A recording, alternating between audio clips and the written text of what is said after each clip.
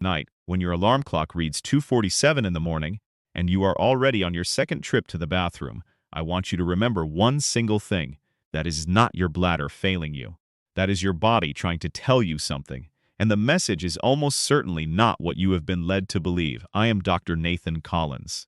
I have spent more than 2 decades in clinical practice, watching patients come into my office exhausted, embarrassed, and completely convinced that they were dealing with a bladder disease, a serious structural problem, something that absolutely required medication, possibly even surgery, and definitely a specialist referral. And most of the time, the real cause came down to one thing. Nobody had ever taught them how to drink water correctly. Not the amount, not the brand, the timing, the distribution. The invisible downstream effects on the kidneys, the heart, and the hormones that most people never connect to their sleep. Here is the statistic that stopped me cold the first time I encountered it in the literature. Research out of Japan, one of the most cited hydration and nighttime urination studies of the last decade, found that targeted changes to the timing of fluid intake alone reduced nighttime bathroom trips by 40% in adults over the age of 65. 40%. No prescription, no procedure, no expensive intervention, just a smarter, more strategic relationship with water. Before we go any further, please subscribe to this channel and hit the like button. I create content like this every week because I genuinely believe you deserve clear, life-saving health guidance that respects your time and your intelligence. So today, I am going to walk you through 3 hydration habits that could give you your nights back, and I am going to rank them in order, from foundational to the one that absolutely changes everything. By the time we reach number 1, you are going to understand something about your own body that most doctors simply never take the time to explain. Please do not skip ahead. What I am about to show you at number 1 is the opposite of what you have been told your entire adult life. Here is what nobody tells you clearly enough. A standard clinic appointment is not designed to solve this problem. Nocturia, which is the clinical term for waking up repeatedly during the night to urinate, gets maybe 3 minutes of airtime at a typical doctor visit. The physician checks for infection, perhaps orders a prostate screen or a bladder ultrasound, and if nothing obvious shows up on the scan, you leave with a shrug and maybe a referral to a urologist. The system is built around finding pathology. It is not built around teaching you the physiology of how your own body handles fluid across a 24-hour day. That is exactly why this channel exists, and that is exactly why we are having this conversation right now. Before the 3 habits will make sense, you need to understand what your kidneys are actually doing while you sleep. Think of your kidneys like a water treatment plant that runs 2 different shifts. The day shift, from roughly early morning through mid-afternoon, is the high output shift. Your kidneys are filtering your blood aggressively, producing urine at a rapid pace, keeping your fluid balance tight as you move, eat, sweat, and go about your day. They are designed to run hard during this window. That is what they are built for. But as the sun goes down and your body begins its transition towards sleep, something remarkable happens. A hormone called vasopressin, also called antidiuretic hormone, which simply means the hormone that tells your kidneys to slow down urine production, begins to rise steadily in your bloodstream. It is your body's internal signal that the night shift is beginning. The kidneys receive that message, pull back on output, and concentrate whatever urine is still being made into smaller, more efficient volumes. Your bladder gets a chance to rest. Under ideal conditions, most adults can sleep 6 or 7 hours without needing to wake up at all.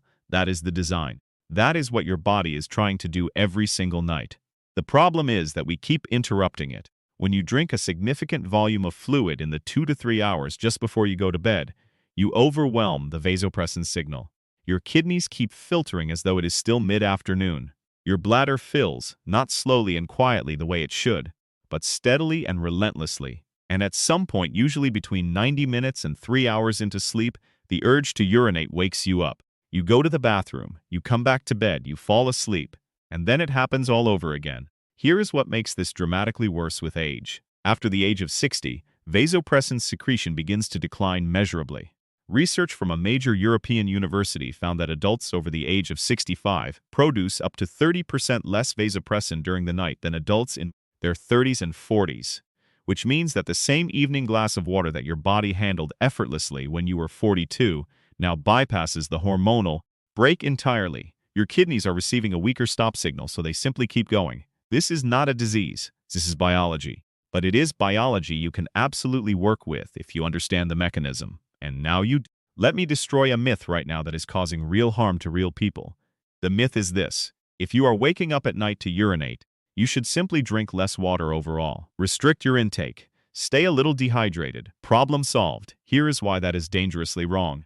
Chronic mild dehydration is one of the most damaging things an aging adult can do to their body. It thickens the blood. It strains the kidneys. It raises the risk of urinary tract infections because concentrated urine is more irritating to the bladder wall, not less. It accelerates cognitive decline. It increases your risk of kidney stones, falls, and dangerous blood pressure swings. So simply cutting your water intake is not the answer. The research does not support it, and 20 years of clinical practice absolutely do not support it. The real issue is not volume, it is distribution across the day. Where your fluid goes and when you put it in determines almost everything about how your body handles it overnight. The goal is not to drink less water. The goal is to drink the right amount at the right time. That distinction matters enormously, because one path leads to better sleep, sharper days, and a kidney system that works the way it was designed to, while the other path leads straight to dehydration, fatigue, and complications on top of an already exhausted body. So let us get into the 3 habits. I am starting with number 3, which surprises almost every patient who walks through my door for the first time. Number 3, the evening fluid cutoff. Picture the scene. You are winding down after dinner. The television is on. You have a glass of water on the side table, maybe some herbal tea steaming next to it, maybe a small glass of juice. This feels healthy. This feels responsible. After all, you have been told your entire life to stay hydrated. But now look at what time it is.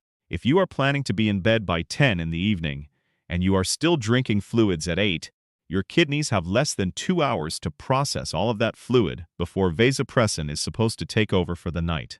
And as we just established for most adults over the age of 60, that vasopressin system is already running at significantly reduced capacity. A clinical study published in the Journal of Urology examined more than 400 adults with documented nighttime urination problems. Those who implemented a structured fluid cutoff 2 to 3 hours before their target bedtime reduced their average nighttime bathroom trips from nearly 3 per night down to fewer than 2. That is a 43% improvement. A separate Dutch study confirmed the same pattern, showing that evening fluid restriction reduced nighttime urine output volume by 38% in adults over the age of 60. The implementation could not be simpler. Take your target bedtime, count back 2.5 hours, that is your cutoff. After that point, no beverages. If you are genuinely thirsty, take a small sip, 4 to 6 ounces at most, but no full glasses, no cups of tea, no bedtime water bottle on the nightstand whispering to you all night. One more thing, and this one is critical. If your evening beverage contains caffeine or alcohol, eliminate it entirely, regardless of volume. Both caffeine and alcohol directly suppress vasopressin function. They do not just add fluid to the system. They actively disable the hormonal mechanism that was supposed to protect your sleep. A single evening cocktail or a late cup of tea can undo your cutoff almost completely. This is habit number 3. It is foundational, but it only works as well as it should if you have done the other 2 things correctly. Because those 2 habits determine how much fluid is still sitting in your system by the time the cutoff window arrives. Which brings us to number 2. And number 2 is where most people have the biggest gap in their entire daily routine. Number 2, front-loaded hydration. Here's the pattern I see constantly on clinical intake forms in my office. A patient wakes up, maybe has a coffee, does not drink much through the morning because life is busy. Lunch comes with 1 glass of something. By mid-afternoon, they start to feel parched, so they finally start drinking. And by the time evening arrives, they are catching up. Glass, another glass, a full glass with dinner, some water while watching television. And then they wonder why they are wide awake at 2 in the morning. This pattern is physiologically backwards, completely inverted from what your body actually needs. Your kidneys process fluid most efficiently during the peak hours of your physical and hormonal activity, which is roughly 7 in the morning through early afternoon. During this window, your aldosterone levels, your renal blood flow, and your sodium regulation system are all calibrated for high-volume throughput. Give your kidneys water at 9 in the morning, and they will process it efficiently, distribute it to your tissues, and clear the excess through normal daytime urination without any disruption to your life. Give those exact same kidneys the exact same glass of water at 8 in the evening, and it lands in a system that is winding down slowing output, and has nowhere productive to put it except into your bladder as you try to sleep. A clinical trial conducted in South Korea divided 320 patients with nighttime urination problems into two groups. One group drank water without any timing guidance. The other group was specifically instructed to consume 70% of their daily fluid intake before 2 in the afternoon. After 8 weeks, the front-loaded group reported a 47% reduction in nighttime bathroom trips. The control group improved by only 9%. Same amount of water, completely different outcome, based entirely on when it was consumed. A separate study from Japan confirmed that front-loaded hydration also reduced the actual measured volume of urine produced overnight by 35% in men between the ages of 55 and 75. The kidneys had already done the work during the day. There was simply less left to process at night. How do you apply this starting tomorrow morning? Before you open your phone, before the coffee, before anything else, drink a full 8 ounces of water. Then aim for 2 more glasses before noon. Set a phone alert for 11 in the morning if that helps. By the time 2 in the afternoon arrives, you should have consumed the majority of your fluid for the day. The afternoon becomes a tape. The evening becomes a sip here and there before the cutoff closes the door. This costs you absolutely nothing. It requires no prescription, and when you combine it with the evening cutoff from habit 3, you create what the research literature calls a synergistic effect. The whole is significantly greater than the sum of its parts. But here is what almost nobody talks about. Here is what I genuinely consider the most important discovery in the management of nighttime urination over the last decade. Because number 1 is not about when you drink. It is not even about how much you drink. It is about something that is happening inside your body silently, invisibly, every single afternoon, that you have almost certainly never connected to your sleep. Number 1. Sodium and fluid redistribution from your legs. I want you to lean in for this one, because this is the piece that will reframe everything you thought you knew about why you are getting up at night. For many adults, particularly after the age of 60, the primary driver of nighttime urination is not a bladder problem at all. It is a fluid redistribution problem. Here is the mechanism, and you are about to see your own life in it. Throughout the day, if your diet contains moderate to high amounts of sodium, and I promise you the average modern diet absolutely does, fluid begins to accumulate in the soft tissue of your lower body, in your legs, in your ankles, in your feet. It pools there quietly, held in place by gravity during all those hours of sitting at the table, standing at the kitchen counter, sitting in the car, watching television in your recliner. You may notice a mild puffiness in your ankles by evening. You may not consciously notice anything at all. But the fluid is there, it is real, and it is waiting. Then you lie down flat in bed. Gravity no longer holds the fluid in your legs. It redistributes upward through your body. It re-enters your circulation. It travels to your kidneys. And your kidneys, doing exactly what they were designed to do, filter it directly into your bladder. This is why so many people feel perfectly comfortable going to bed, drift off to sleep without any urgency at all, and then find themselves wide awake needing the bathroom 60 to 90 minutes later. The bladder was not full when they fell asleep. It filled after they laid down, because their body was quietly draining their legs into their circulatory system. This mechanism even has a clinical name. It is called nocturnal polyuria driven by positional fluid redistribution. And a landmark study published in the Journal of Urology found that simply reducing daily sodium intake from roughly 10.5 grams down to 8 grams, which is a relatively modest reduction, produced a 25% decrease in nighttime bathroom trips. Participants went from an average of 2-3 nightly trips down to 1.7. No medication, no procedure, just salt.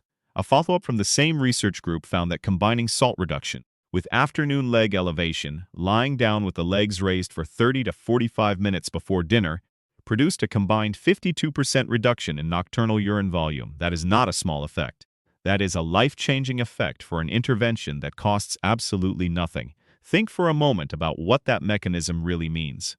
The leg elevation is not passive rest. It is not lying down because you are tired.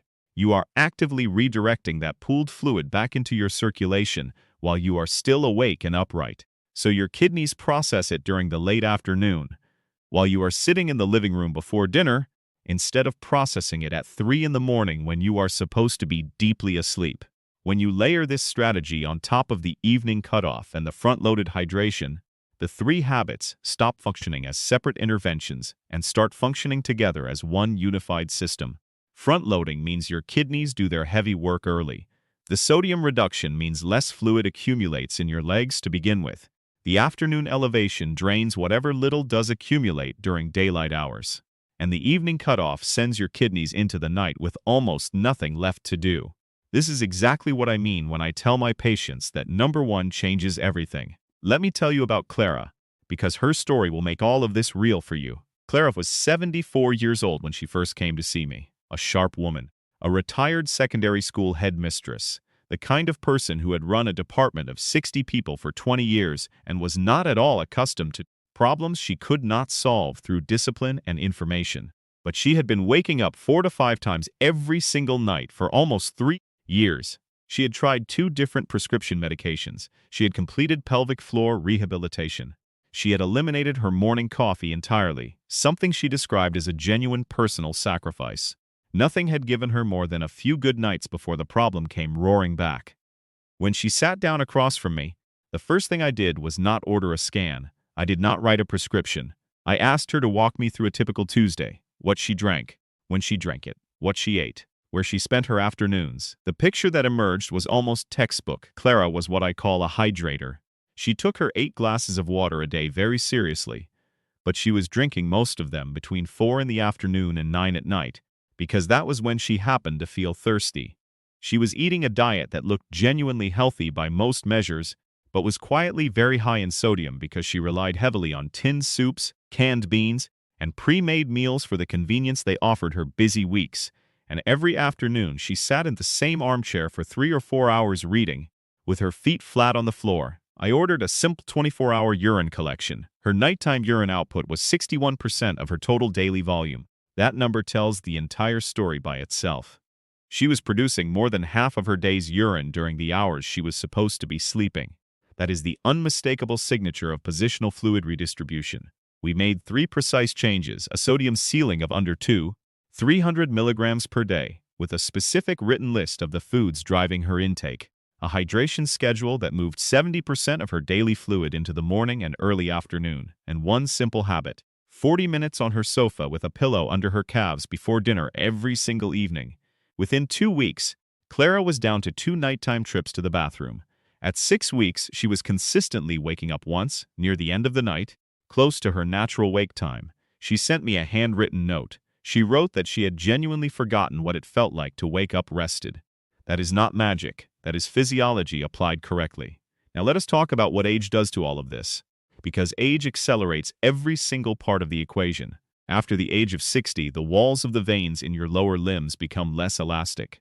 They cannot push fluid back toward the heart as efficiently as they once did, which means more fluid pools in the legs during a given afternoon than it would have 20 years earlier. Simultaneously, mild age-related changes in cardiac output mean the circulatory system is slightly less effective at clearing that pooled fluid during normal daytime activity. The vasopressin system, as we already discussed, is producing 30% less of the nighttime brake hormone, and the kidneys themselves have a slightly reduced overall filtration capacity. Not disease, just the natural change of aging, which means they are also less able to quickly process a sudden fluid load. Put all of that together, and you understand exactly why a 68-year-old who drinks a glass of water at 9 in the evening and eats a sodium-heavy dinner has a completely different night than a 35-year-old who does the exact same thing. The problem is not weakness. The problem is not failure. The problem is that nobody ever updated the instruction manual for your body when the rules quietly changed. So let me ask you directly, how old are you right now? Write your age in the comments below, because your age changes which part of this equation is most dominant in your situation: the vasopressin decline, the leg vein elasticity, or the fluid distribution pattern from sodium retention. That is genuinely worth knowing, and I read every comment on this channel personally. Here is the night relief protocol. 3 steps you can start tonight. Step 1. Establish your cutoff window. Take your target bedtime, subtract 2.5 hours. Write it down on paper. That is your last fluid intake of the day. Set a phone reminder for 5 minutes before the cutoff, so you can take one final small sip if you genuinely need it. From that point forward, nothing goes into your body in liquid form. Not water, not herbal tea, not a sip from your partner's glass, nothing. And if your evenings currently include caffeine or alcohol of any kind, move them before the cutoff, ideally before dinner. Step 2. Front load tomorrow morning, before the coffee, before your phone. Drink a full glass of water. Set your phone alarm for 11 in the morning with a note that says 2 more glasses by now. If you hit noon having consumed 60 to 70% of your day's total fluid, you have already done the hardest part. The afternoon becomes a gentle taper, not a desperate catch-up session. Step 3. The afternoon drain. Pick a 30 to 45-minute window in the late afternoon, before dinner. Lie on your sofa or your bed with a pillow elevating your calves above hip height. Do this every single day. This is not rest for the sake of rest. This is a deliberate physiological intervention. You are allowing gravity to return the pooled fluid from your legs back into your circulation so that your kidneys can clear it while you are still awake and upright. This step, combined with reducing your daily sodium below 2,300 milligrams, can cut your nighttime urine production by nearly half on its own. Do all three together. Give it 2 weeks. The results that most patients see are not subtle, and they are not slow. After 1 week, most people notice fewer middle-of-the-night wake-ups. After 2 to 3 weeks, many patients are consistently down to 1 trip, usually near their natural morning wake time, rather than at 2 in the morning. After 6 to 8 weeks of consistent application, the new pattern stabilizes. This is not a temporary fix. This is your body operating the way it was originally designed to operate. One important thing to be aware of before you begin. If you are currently experiencing significant swelling in your legs, obvious puffiness that does not resolve by morning, skin that holds an indent when you press it firmly with your finger that warrants a conversation with your physician before starting the leg elevation protocol. Leg swelling like that can have cardiac or kidney origins that need proper medical evaluation first. The protocol I have described today is for the normal, mild fluid accumulation that is part of everyday aging and sodium metabolism. It is not designed for edema that signals an underlying medical condition.